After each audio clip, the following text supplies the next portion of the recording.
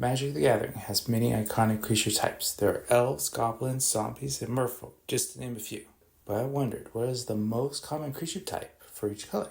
Are elves the rulers of the forest? Or goblins the vermin of the mountains? I decided to find out, and what I found was shocking and horrifying to me. Okay, a little too dramatic. But what I found out was not what I was expecting. Now I talk about everyone's favorite topic, rules. So what is a subtype? What does type even mean? Well, creature cards will always have the creature card type. Then they might have a super type. And they will have one or more subtypes. For example, the card Yargle and Mutani, it has the card type of creature with the legendary super type and frog, spirit, and elemental subtypes. These subtypes are what I want to count. Now, creature cards are not the only cards with subtypes, or an equipment are also subtypes. But saying there are more aura cards than goblin cards in red might be interesting, but not really what I'm going for today. Though, thanks to mechanics like Kindred, formerly known as Tribal, there are non-creature cards that have a creature subtype. For example, Demonic Convent can be tutored by Bloodspeaker. Now let's talk colors. For the purposes of counting, I'm going by what colors are in the color identity of the card.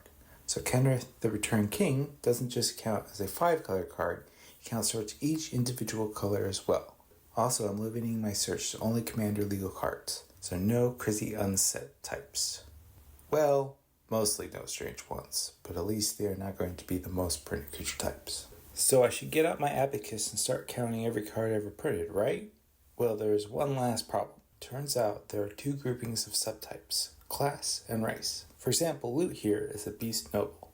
In this case, beast is the race and noble is the class for Loot. Just like before, do I really want to count the most warriors over goblins? No, but how do I justify the line between these two things? Do the rules of magic, or how cards have been designed, create some clean divide? No.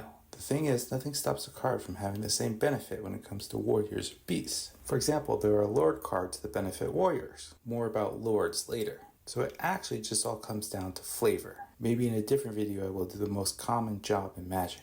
Back in the early days, all the way back in Alpha, the first Lord cards were printed. They had the now obsolete subtype of Lord. Lords usually give all creatures the same type, +1/+1, and or a keyword ability, like Island Walk or Regeneration. Nowadays, the effects are still printed, just without the Lord title. And these payoffs for playing the same subtypes have grown to include almost anything, from getting mana, to drawing cards, to making tokens, to dealing damage, leading to very popular and viable decks in almost all formats.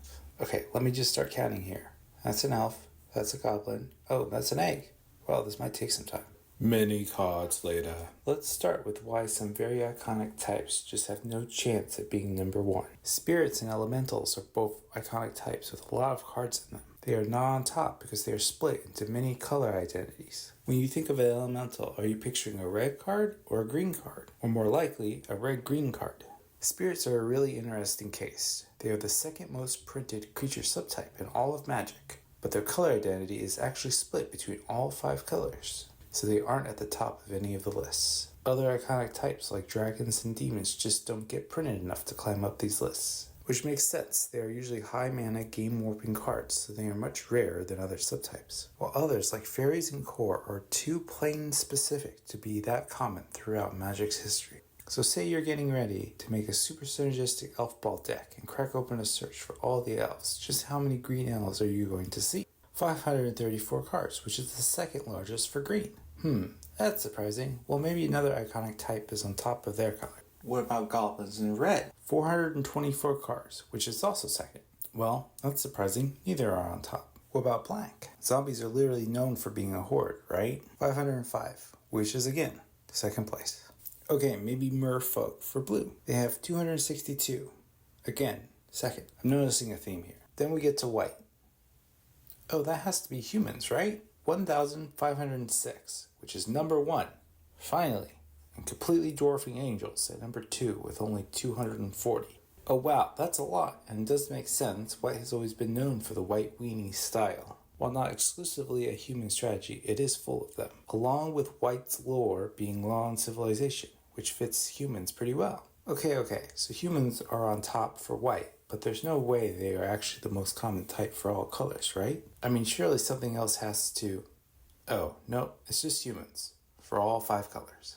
Some are kinda close, like elves being about 100 off, but no, it's just humans. Which, after I thought about it, actually makes a ton of sense. Everything that is not an elf or a goblin is just defaulted to human. And just like in every fantasy trope, humans are everywhere. It's also a surefire thing that players will relate to. Elves and merfolk are pretty normal, but Magic has some very bizarre creatures.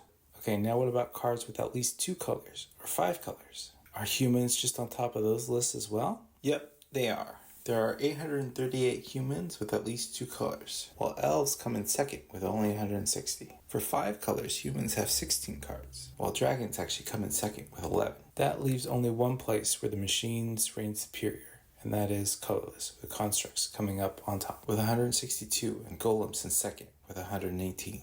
That's all I got for today. Thanks for watching.